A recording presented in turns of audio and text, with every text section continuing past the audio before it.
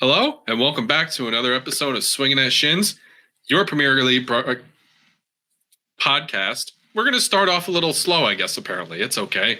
I trip up every now and then. You trip up every now and then. We can edit it in post, but we're too lazy for that. Yeah, pretty much. I've given up the whole editing part. The thing you don't see is my whole 3, 2, 1, go thing, which I've just given away all the magic now. So if you really want to see that, I guess I'll send you the raw stuff. But yeah, we're stateside. We're not actually in England, if you didn't know that. Shins after dark. Wait, you're not at Villa Park right now? No, I'm not. Wouldn't that be dope, though? Just like just in the stands. Yeah, right there. Right. Oh, well, I guess I can't show you, but whatever. Anyway, we have Rhett today. Rhett, how you doing? I'm back. I'm still busy, but I made time. Yeah. Thank goodness. People were wondering where you were, and I couldn't give them answers.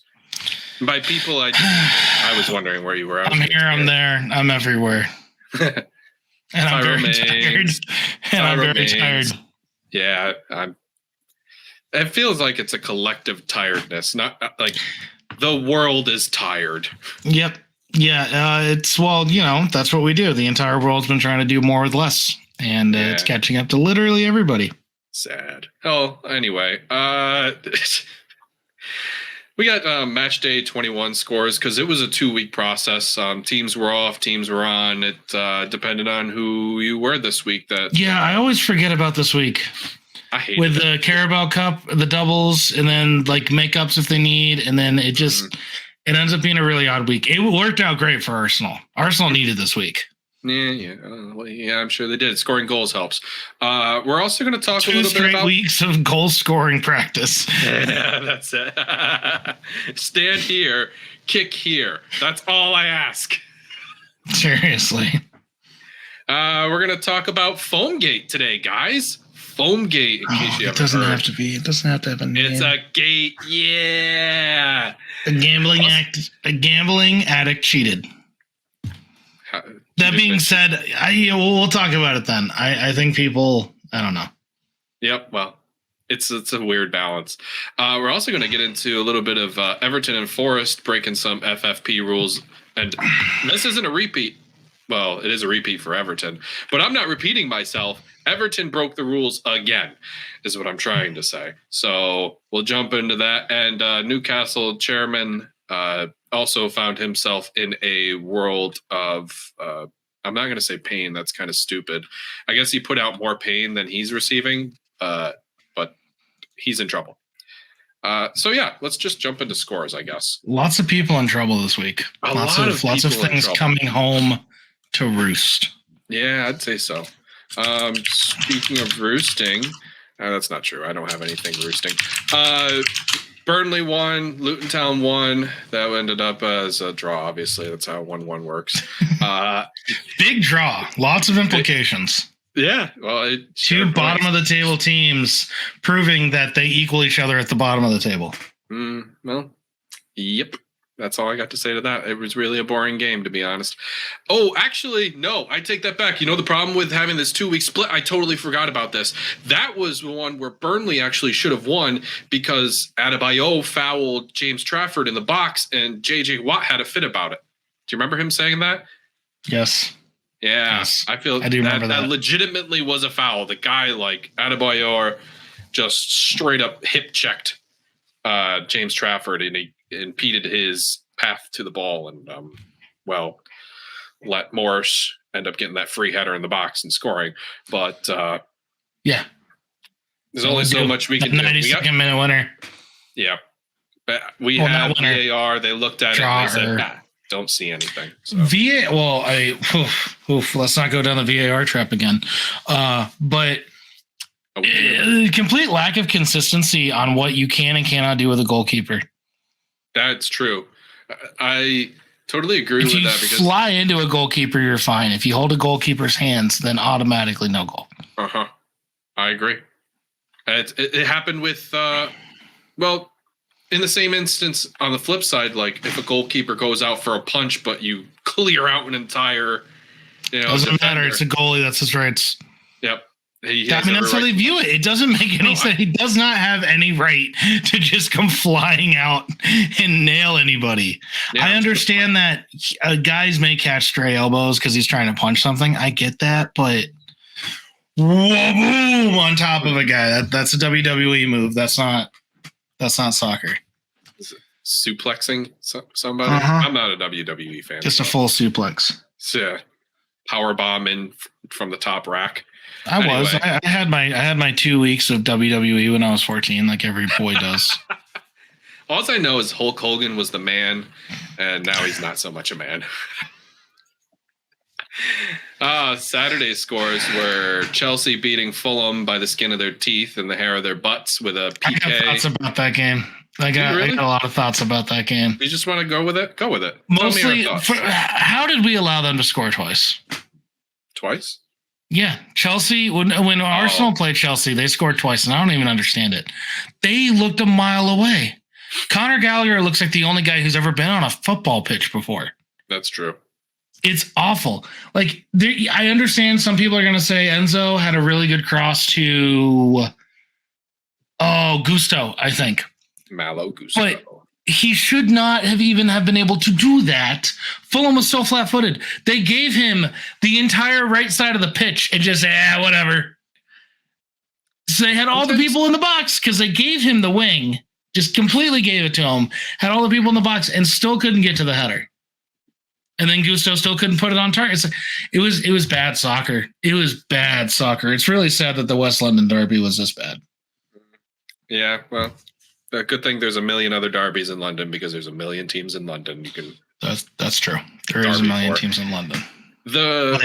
Don't give me this Pride of London crap with these idiots anymore. This is bad. One of my favorite matches was the Newcastle City match here. Newcastle lost 3-2. I think every goal. Holy good God, Cat! Yeah. What are you doing? Yeah. No, you're 100%. Every goal is a banger. Go home.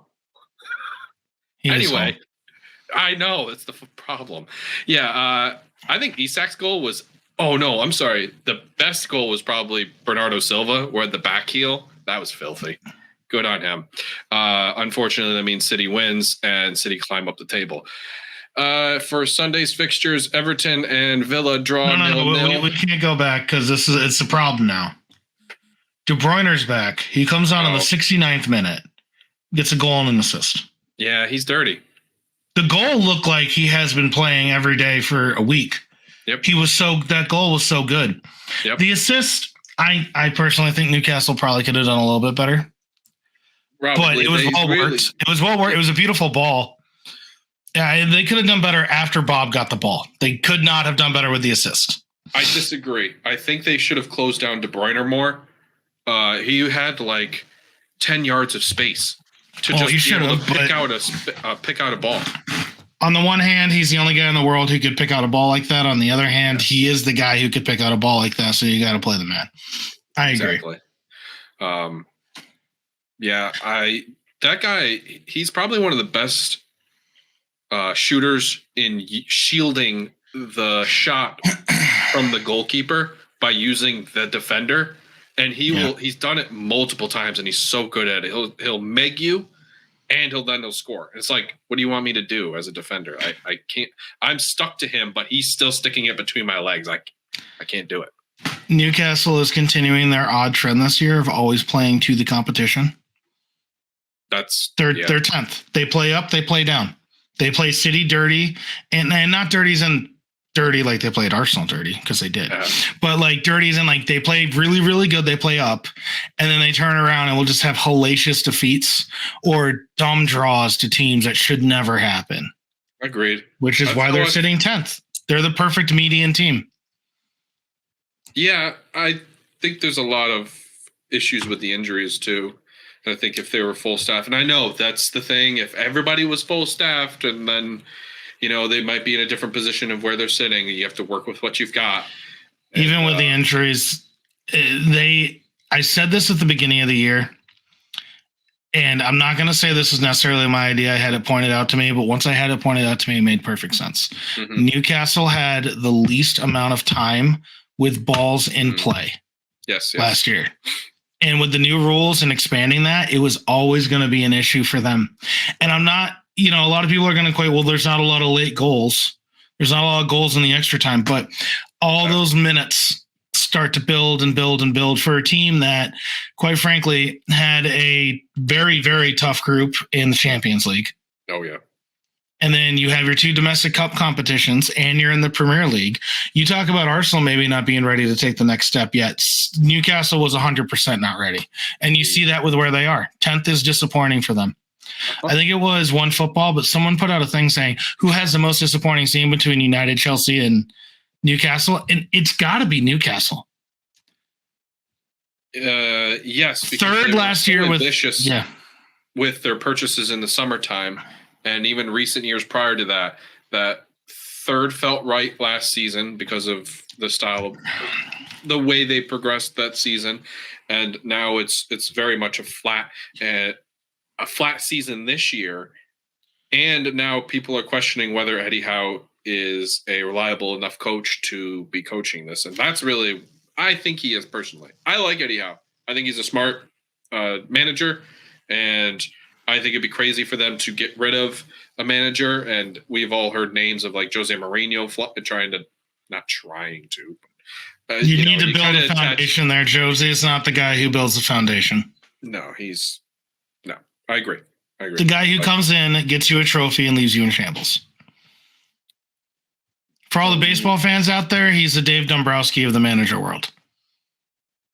Yeah, he really is. You will have maybe one of the best years your team has ever had, but you will be paying for it for a while. Fair enough. I've always rated Eddie Howe. I don't understand people who don't. I always thought he was great. I wanted Bournemouth to go down after they let him go because it was like, you idiots. It was, you do. He's not the problem, and he's not the problem. And again, we like to equate getting people with the manager. Why did Eddie Howe go get this guy, right? Mm-hmm. I think it was a miss with how hot he was with Gordon, and he was hot with Gordon. I think it was a miss. I thought Gordon was overrated before. I thought he was overrated now, even though he did have a goal in this match. He's not the guy that you can rely on for an entire season. Maybe he grows into that. I don't know. It's possible. But so for United, they have holes. The holes are obvious. I don't care how much you like Anthony, although you shouldn't because he's, terrible person. Yeah, not a good person. Anthony is not what you need. You have all these places where you don't know what you need, and the guys who carried you last year are aging.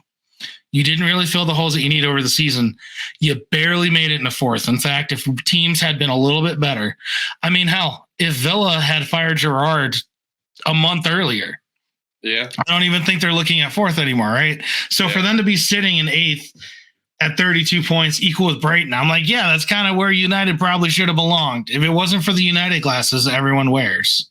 True. For Newcastle to be 10th, that is so disappointing. It's not because I don't like Saudi Arabia FC, but it's disappointing from what we expected this team to do to now. That's bad. Oh, yeah.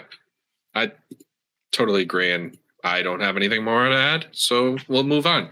I had already said the Everton Villa score. It was 0-0, and it was one boring match. I wish I could have my... No, explain it. Explain that one to me. I don't know, because realistically, Villa have not lost against... they've taken 3 points in the last 4 or 5 years Villa have been up. So this is the first time this has been a misstep. And here was my observation of that match. It was Villa played into chaos ball. You got Dyche. And they could not get – they got possession, but it wasn't good possession. And then every 50-50 ball was still a 50-50 ball after the 50-50 ball. You got Dyche. It was a classic Sean Dyche Everton match. It was exactly what happened to Arsenal last year when Dyche got up, except for you guys didn't let in the corner goal. Well, sheesh. Apart from that.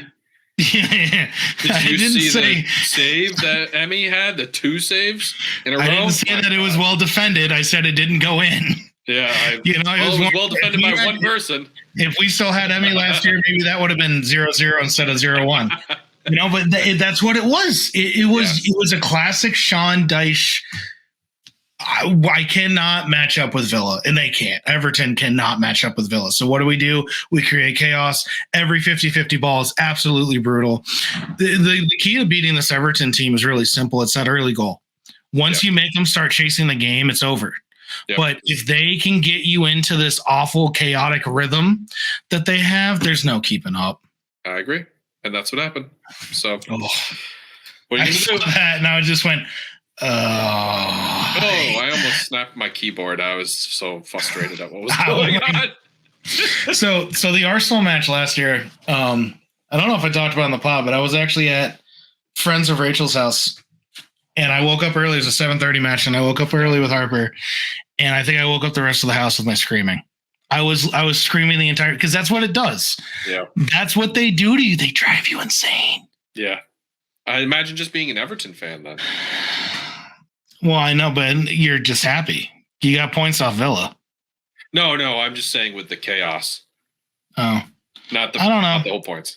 When you're not expecting anything, chaos is fun. Yeah, that's fair. In a very real way, Everton should have gone down last year if they didn't get Dyche. 2 years ago, I really thought they should have gone down, right? Yeah. They were this year, even with a 10-point deduction, although who knows if another one's coming, they're still out of the relegation zone, although barely. Yeah. By a point. At this point, just enjoy the chaos. Yeah, that's fair. Just sit here and spin. More chaos to come. United and Spurs ended in a 2-2 draw. This game was actually pretty fun to watch as well. No, it wasn't. I know that it wasn't so much for you because obviously Spurs. Still a fun match. It was a fun match. It was a fun match for a neutral. I cannot call myself a neutral in this. This was the classic. Do you want a giant douche or a turd sandwich scenario? I'm hoping for a 0-0 draw every single time. I'm really hoping for Richarlison not to score. That one's fair. I hate his dance. His celebration's got to be the worst celebration on the planet. I'm pretty sure that all the Tottenham Hotspur people absolutely fucking hate me at the beer garden, because every time he misses, I just walk around doing this. I don't. It's so stupid. Of course, I would too. Oh my god! And you know what? I understand his story, and I like his story. I know he came from a very bad past, and I get it. But he plays like such a shit. Yeah. And I do find it hilarious that he'll only turn it on for Brazil. That's true. He's been turning it on pretty recent too. He's been stepping up for Son. He fits in well. Speaking of someone who fits in well, Timo Werner got an assist, so good for him. He had some of the most horrendous misses I have seen. I was just going to get to that. Yes. The goal could not have been big enough. I don't think the stadium contained some of his misses. Do you remember the video? It was floating around Instagram Reels and all that, where this guy would expand the goal. Yeah, the percentage it would need for it to score. It was happen. Yeah, I was actually expecting it. When I saw the miss, I thought for sure I'd see that the next week, and I haven't yet. It had to it was 700% in order to fit it in there. It was so far. They were enormous. Hey, that's what Chelsea does to a guy. I don't know what to tell you. It's true. We watched it with Kai. Before Kai started scoring again, he had some horrendous misses. Well, since we're talking about Kai and Arsenal put in 5 the next week against Crystal Palace. Their goal felt like it was 700% bigger. It did. Obviously, because of the scoreline. Big Gabby couldn't miss. Big Gabby is now the biggest. He's the highest scoring center back in the world since Arsenal signed him in 2020. It's pretty good, I'd say. He does have a knack for finding the ball. We have a really, really good set piece coach. We have a really good set piece coach, and he has worked wonders. And believe me, from someone who watched so many stupid crosses go in with Leno to where we are now, it's amazing. It's not even close. Yeah, it's pretty. Gabby, he almost had 2. He was credited with 2. They eventually made it a Henderson own goal. Yes. I get why they made it an own goal, but that's rough. I mean, I would argue that there's a decent chance that ball skips in anyway. I know why they think that it wasn't, but again, I will argue if you don't have that goal line technology that I want, then how do you know? But still, this was a return to form for Arsenal. It is to be seen if they maintain it. Yep, I was going to say, very good crosses. Right direction. The Trossard goal, I think, was by far my favorite. That was very nice too. That was vintage Arsenal, and I forget who the announcer was, but like he said, this is what Arsenal was doing every week at the beginning of the season, and then we stopped. Yes. So if we started up again, we'll be good. You could tell that we were healthy. You could tell that the week off helped. Again, the problem is, I think that I know, right? I think we're going to return really well. The issue is going to be when we start up with Champions League again. Mm-hmm. However, the scoop is, what's the scoop? Jurriën Timber will be back by that time. Oh. And Tomiyasu should be back from the Asian Cup, and that is going to help a lot. And Thomas Partey. So Partey, Timber, and Tomiyasu will all be back, and that'll be huge. I mean, Jurriën Timber will be huge because I love Zinchenko. I rated him very highly. I think he's great. He's not a good defender. Jurriën Timber can do a lot of what he does in the midfield, but also is a better defender. And I would rather have Zinchenko coming on in the 60th minute in midfield than having him have to be our left back. Yeah, that's fair. I totally agree with that. He's a liability on defense. Also, the fast Gabby goals were just and like 100 seconds apart too. They were practically identical. They were 100 seconds apart. It was great. Yes. Fantastic. My scoop, if you don't already know, is 100% of our fans are 100% happier. So like and subscribe if you already haven't. That's true. That is true. Please. Anyway, did you see the tifo that the Crystal Palace fans put out? No. It was right after we had scored the 5th goal, I think. And they were planning to do it at the time anyway. Obviously, you don't just make this in the stadium. But the entire corner section, so the Emirates always has that one corner for away fans. And it's really nice because it lets away fans be a part of the matchday experience for people on TV because it's one of the corners that you're always looking at when you're looking at that side.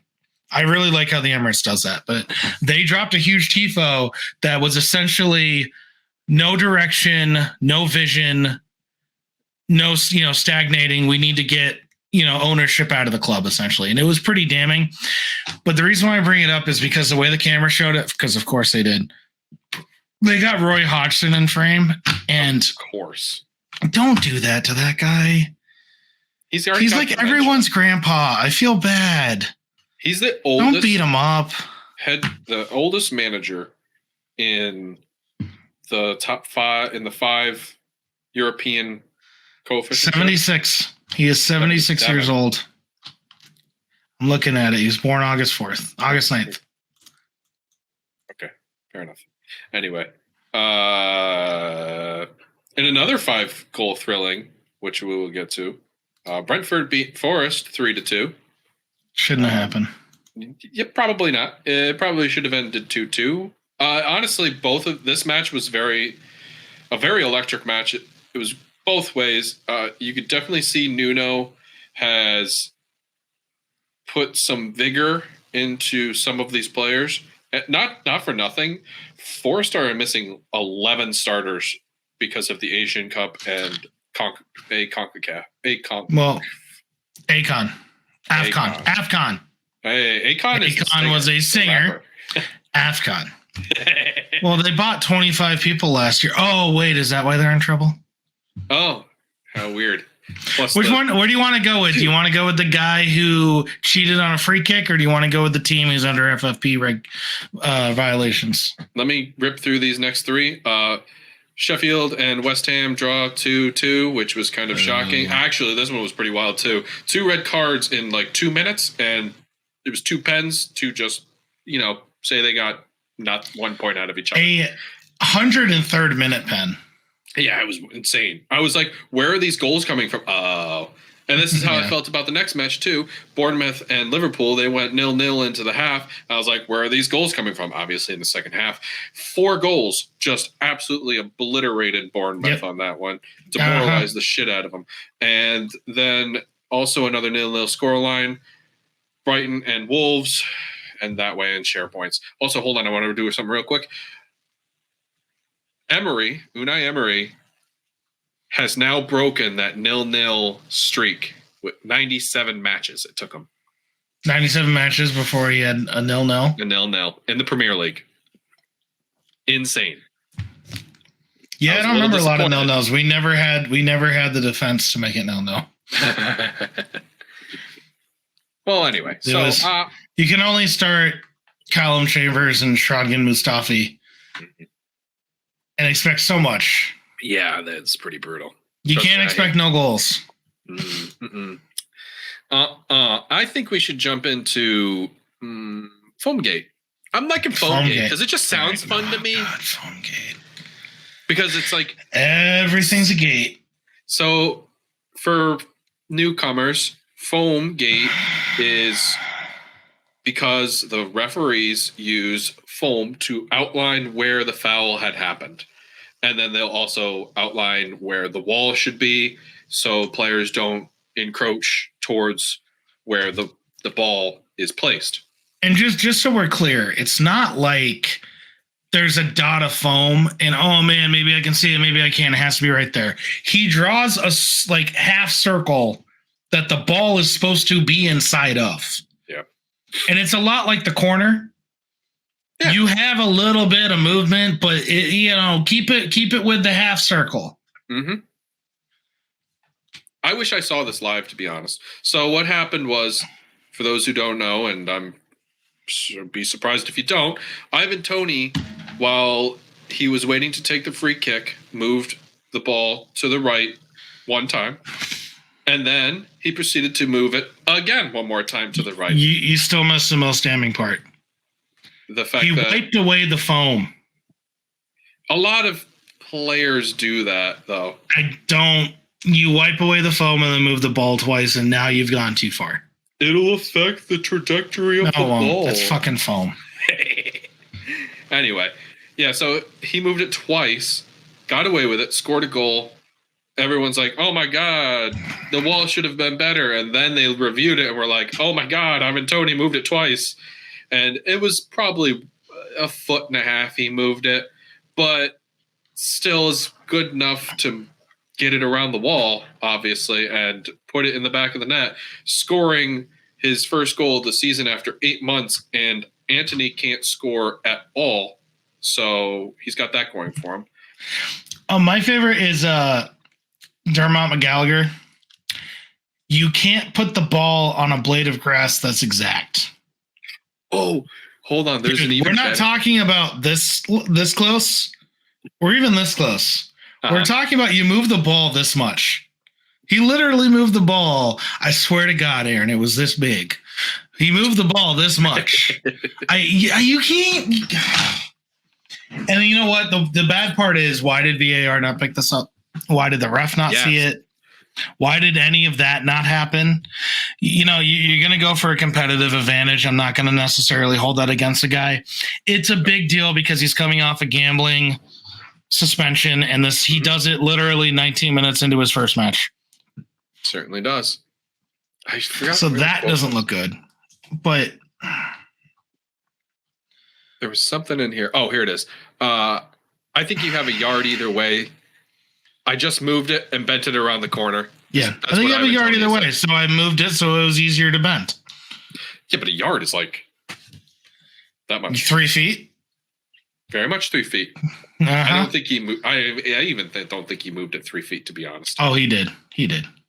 I think he moved it at least a yard. And the thing is, you don't have a yard either way. You have some play. No. You're allowed to pick the ball up. You're allowed to spin it. You're allowed to put it down where you want it to be. You're allowed to do all these things, right?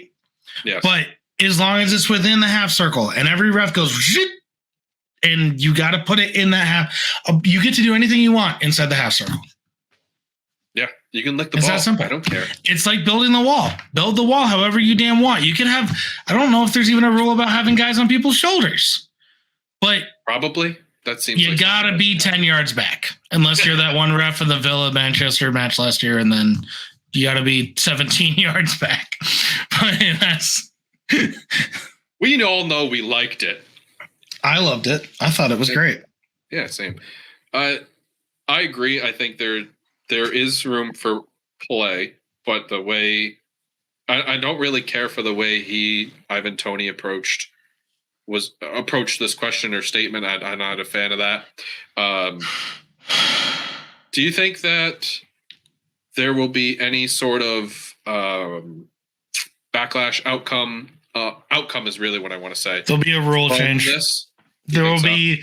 No, I don't even know if there'll be a rule change, but there will be something put out that is about how we need to focus more on the placement of the balls, and the refs are going to be eyeing it more. So PGMOL will come out and say something like that, and that'll be what happens. See, I have a plan already. I've already thought of this. Shower thought. Mm-hmm. All the ref has to do is hold the ball. He can move the wall, move people with the ball in his hand. Hey, you go here, you need to be back. Take the ball, put it on the spot, and then the ref can just watch what's happening. Where then you have your own. See, again, I think you're overcomplicating it. How? It's not that hard. You put the ball down, you draw this half circle around it, and they wipe it away. And then you come back and you draw the half circle around it. And then they wipe it away. And then you give them a yellow card. Okay, that's you're not allowed to even talk to a ref if you're not a captain, although people get away with that all the time. But you can wipe away a mark that the ref puts on the field for where a free kick is supposed to take. Again, we do this all the time. We overcomplicate rules that already exist. Just enforce the rules that exist. I didn't even think mine was overcomplicated. Force the rules that exist. Put the ball down, walk 10 paces, or however they measure it. I think it's 10 paces. But walk the right amount away, draw the line, turn around, look at the ball. The ref should be looking at the ball when he blows the whistle to make sure that the guy hasn't moved it. Between when you blow the whistle and when the guy calls, you have plenty of time to look up at the action of play to see what's going on, to say nothing of your two linesmen and the fourth official and VAR. So you should be looking at the ball to make sure that it's still inside the circle, the half circle that you drew. And he just didn't. Yeah, it was definitely a reffing F up for sure. Yeah, no, and that's the thing. Ivan Toney took advantage of something which everyone tries to do, and he got away with it because the ref didn't enforce the rules that already exist. It's that simple. Did you see the so the Athletic put out a chart of that's some garbage data. I think it's just funny because at the top of the list is Nottingham Forest because they've only had 2 shots taken from a free kick opportunity. And meanwhile, Manchester City doesn't look that bad when they've moved the ball 8 times. Yeah. But that's because they've taken 20 shots. Like, this is so dumb. Also, define move. Like, I haven't actually read through it, but what is their definition of moving the ball? Goodness. Why you got like outside of the half circle? I think move is I think it's a move is after the ref puts the ball down, then they pick it up and but I don't agree with that because the original ref spot. But just all right, so I agree with Dermot. So here's the problem with what Dermot Gallagher said. Of course you can't put it back on the same blade of grass. That's not what we're talking about, right? So every time Martin Odegaard has ever taken a free kick in his entire life, he picks up the ball, he does the whole thing with his jersey to make sure that there's no moisture on it so it doesn't slip. He spins it so that he's hitting the same panel. That's the magic lucky panel. You know, they're athletes, they're creatures of habit. We're baseball players. We can't talk. Right. And then he puts it back down. That, to me, that should count as moving the ball because it can't. So what's the definition of moving? Because there's no way that Arsenal hasn't picked up the ball. They put it back down in roughly the same spot. So that doesn't count as a move. So I'm a little bit curious as to what the definition of they move the ball was. But really, the answer should be 0 because it should be within the half circle. Well, that's the funny part is Arsenal also have had 6 shots opportunities. And 0. And 0. And Chelsea have 15 and 0. Yep. And Sheffield United. You're telling me that all these guys, like, there's no way. Austin Villa have had 11 free kick shots, and they've only moved it once. Come on. We're not that cheeky. We're not that cheeky. 17 yards. You guys are exactly that cheeky. Sort of. Actually, one of the photos on here or video gifts have a couple Villa things. Anyway, that's not what I'm here to discuss. Yeah, that's pretty much Foamgate in a nutshell. It really wasn't. It's really not all that much to be concerned about. It happened. They do need to fix it. They do need to fix it, and we move on. It's not like VAR is broken kind of thing. You know what I mean? Or the reffing of the officiating has been dreadful. It's just one player took advantage, and now we just have to redraw the lines again. I'm a little curious as to why we end up with refs that do this, because the good refs exist, right? So like in this, and again, I'm gonna come back to baseball. Yay. They have that one young umpire, I forget his name, but he broke into the league and he like gets perfect scores on all his scorecards and he's amazing. I know who you're talking about, but yeah. And everyone talks about how there's more of him in the minors, but it doesn't matter because Major League umpiring is like the Supreme Court. You're in it till you retire or you die. And I don't know if that's the issue with the PGMOL, if there are better ones, but it is a little bit of like an old boys club, it feels. Yeah. And once you're in it, it doesn't matter what you do, you're still in it. I don't know if that's the case anymore, though. If I like Howard Webb, I will give Howard Webb this. He's trying to make it not the case. Yeah, it seems like he's more into punishing refs who do a bad job, albeit they'll still bring them back. But there is some sort of punishment for refs who ref poorly. How do you enforce? It's carrot or stick. How much of a carrot can you give them? You're going to start giving out bonuses to refs if they have good matches? Okay. What's the definition of a good match? I would assume minimal errors, and I don't. But define minimal errors in something that is. I was getting there. I know, but my point is the bonus for a good match could be the outcome you want very easily. I think if I were to say not an errorless match, but a minimal error match would be VAR. You work with VAR to get to the correct point. You work with your line officials to get to the right. But defined correct and right on judgment calls. You have. I don't have enough vocabulary, and you're putting me on the spot. But my point is, I define it in a way that you can know for sure that there will never be any corruption, and you can't. I see. That's the issue. You can't ensure no corruption, so you can't have a carrot. So the only thing that's left is the stick. And what happens to horses when you beat them all the time? They kick you back. Or they become dead horses. That's where I was going with that analogy. I kind of missed though.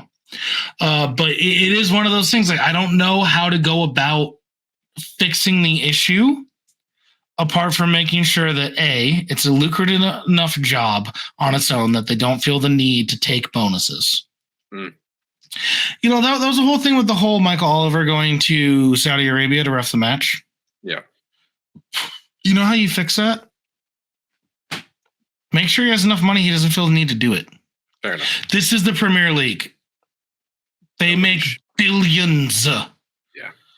And I know they make billions because everyone with $1 billion to spend invests their money in the Premier League. I am so sick of all these billionaires telling me that sports isn't a good way to make money. Yeah, you can make it look like a not way to make good money on an accounting sheet. I understand you can make the accounting look that way. But Jeff Laurier bought the Marlins for $500,000 and sold them for like $1 billion. So don't tell me it's not a good way to make money. You made a lot of money. You know who else bought some team? Joe Louis. He's a billionaire. Mm-hmm. Maybe not anymore. He's not anymore, but his company. What's that? He won't be. He won't be soon. That's what I'll say. JLFC. Actually, he's probably at home. I know. More like JLFC. Anyway. Spurs owner Joe Louis pleads guilty to insider trading. Did you read that article by chance? Not all of it. It's comical. The insider trading he gave to was his pilot his secretaries and his lovers for compensation. That was for what he's compensation. going for compensation. Aye, So he had to pay $300 million to get out of jail, plus put his yacht and something else up for what's the word? What's the legal word? Collateral. There you go. And Spurs right now are declining to comment for obvious reasons because they're like he's not really a part of the club, even though he did appoint Dan Levy. His company does own part, if not most, share of Spurs. And honestly, I don't think anything comes of this. Like, I don't think the Spurs are going to drop. $50 million fine. Yeah. Oh no, Spurs will not be affected by this. Like, there's no. It's the only reason this is in here is because he bought the Spurs majority stake back in like 2000. So he was actually a guy who was quite the puppeteer. This is an interesting little piece. Yeah, go for His it. sentencing is set for the same day as FTX cryptocurrency exchanger Sam Bankman-Fried's. Bankman-Fried's sentencing is in the morning and Lewis's is in the afternoon, both in the same courthouse. It's a busy day. I guess so. That is those are two high-profile cases that are going on that day. Yeah, so ENIC owns Spurs. Sorry, I still have the extension. Yeah. It makes articles like this so much fun. I almost typed in, my keyboard wasn't working at that moment, and I typed in S. And I meant to type Spurs, and it still came up as S. S. I was like, shit. Yep. I don't want to. It was funny, silly in my head. Anyway, has been owned by ENIC since 2001. ENIC is owned by the Lewis Family Trust. So he has pretty much nothing to do about it. It's just an old man. Or a lot to do about it. It's his family trust. That's the whole point of trust. You know, who knows how much you had to do about it. That being said, there's not going to be any legal ramifications for Spurs. No, absolutely not. So. Still, second guy in legal troubles in 2 years for Spurs. So Sure is. Good work. Another laughable team. Well, that was really good placement. Team that is having some hardship with their ownership and chairman, Newcastle. I'm not going to bother pronouncing this guy's name because I just Yassil Al-Rumayyan. There you go. We have. I don't think I got the last name right. I know that it's Yasir. Rumayyan? I think you're pretty close. Rasir Al-Rumayyan. Yeah, no, I think. Anyway, he what's the term? What did they say? He carried out the instructions. Yes, for the state of Saudi Arabia, the Prince, which the whole reasoning for Newcastle having their ownership was because they were supposed to be separate entities of the state and the club. It's just a public investment fund, man. We're doing it for the good of the public. Yeah. Talk to Saudi Arabians about that. He has yet to go on trial for it, and he will be slapped with $30 million. The question is, will this actually have more ramifications because they, as in Newcastle, aren't supposed to be tied in with the state? I have no idea. Who knows? And that's the answer. My guess is no, and the only reason why my guess is no is because Saudi Arabia has enough money that they probably set the lawyers up in such a way that there's nothing to legally tie off. Mm-hmm. It can be as publicly transparent as any sin, but the legal tie-offs and what you can prove. Yeah. I don't know. I don't know what you do. I don't know. So is this any more or less worse than Abramovich? Because I feel like if it is, then Newcastle should have to be forced to separate with the public fund. Well, I agree with you. They weren't supposed to be tied in with the state initially anyway. So here's the difference. You're speaking in logic and reason. So first of all, stop that. Sorry. Secondly, Roman Abramovich bought Chelsea in 2002, 2003. 3, I think, yeah. And he got ousted when? 2 years ago. Last year? But what happened 2 years ago? Well, a very big war. Actually, a very small war, and the thing worse, but a big public war, right? Yes. Ukraine wants to be their own country. Russia invades, and instead of having World War III, we decide to have financial sanctions, which that's a whole other topic. But one I don't like being drafted. But that's why. It wasn't that what's better or what's worse. It's there was finally enough public opinion that they could do it. Yeah. And while no one likes necessarily how the Saudis go about their business, the issue with them is it is very easy to go about, oh, you just don't like brown people. Oof. Which is the same thing that was said, in fairness, when we all started yelling about this and people said, what about Abramovich? It's like, well, I never liked Abramovich either. He's a Russian oligarch. If you're going to ask me at face value if a Russian oligarch is any better or any worse than the sin bin versus one of the Saudi Arabians, more, royal family, answer is no. They both do the same medieval bullshit. Yeah. But when it comes down to what can you prove and now maybe this would be enough to have him not be involved anymore, but enough to kick the PIF completely out of Newcastle. I think the ship's kind of sailed. Now, if Saudi Arabia decides to invade Kuwait or Yemen or Egypt or something like that, then you have your stance, right? Because it's very easy to say no one's on the side of war anymore. Yeah. But after what the Saudi royal family did to the reporter, and that was years ago, and we all knew about it, and they still let him buy a team. So I don't see how this is any better or any worse. I don't mean that in a defeatist way, and I'm certainly not defending them, but I don't see how anything's going to come of this. It may be another straw on the camel's back. Now, I as much as I want them out as well, they probably won't because they have too much money and power. And like you said, there's not enough influence right now for them to be pushed out. So, well, and what's the solution? A 50+1 rule? Germany has a 50+1 rule. It still hasn't stopped Red Bull. So, also, yeah. Germany has the least amount of parity of any of the top leagues. Yep, I would agree with that.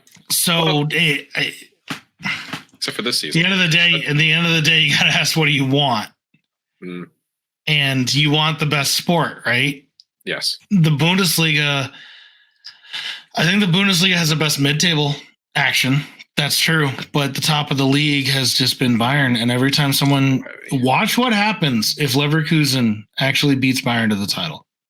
That'd be neat. Bayern will take their heart. They'll take their kidneys, they'll take their lungs, and Leverkusen will be nowhere. That's what happened when Borussia won the league one year. I just literally raided the hell out of we'll take a Lewandowski and a Hummels. We'll take everyone but Royce because Royce is too loyal. Yeah. That's what Bayern does. So if we're talking about a human rights violations, yeah, sure, okay, but now how many owners are we going to pull into that?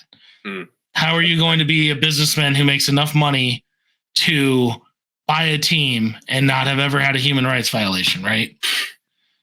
That's very sad to say, unfortunately. So yeah, no, I agree. But then, so now it's about what's the best sport. 50+1 rule doesn't get you it in Germany. What's happened with the Premier League and with the UAE buying City hasn't been great. No one's enjoyed that. But at the end of the day, it has improved the standing of the Premier League.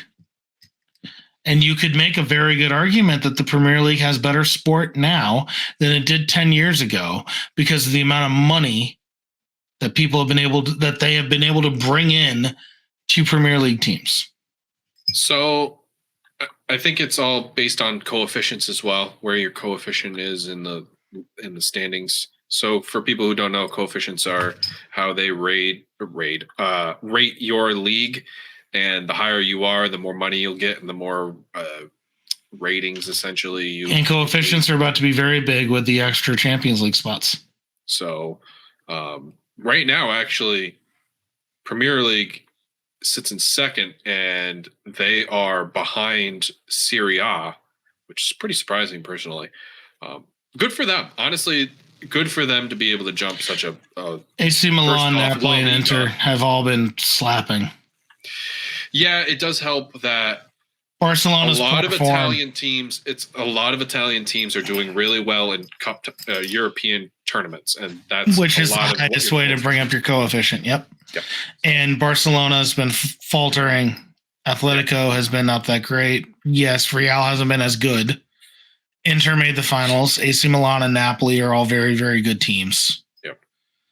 So, honestly, after this year, I expect the Premier League to probably be back on top between, and if not this year, next year, with a revitalized Liverpool, another year older Arsenal, and City being City, as well as whatever the heck Chelsea, Manchester United, and Newcastle are able to pull together. To say nothing of Villa or Spurs. I really have to. I know you don't. Yeah, no. Spurs, they're exceptionally better. Yep, I don't. If Spurs stay fifth and they end up in Europa League, they have a very good shot at winning it next year with another year of Ange and getting more guys in. Yeah, that's absolutely true. Yep, agreed. It is. I don't know. I don't like this set of sports. Come on, I do know something. What? Everton got in trouble again. Yes, they did. Along with Forest.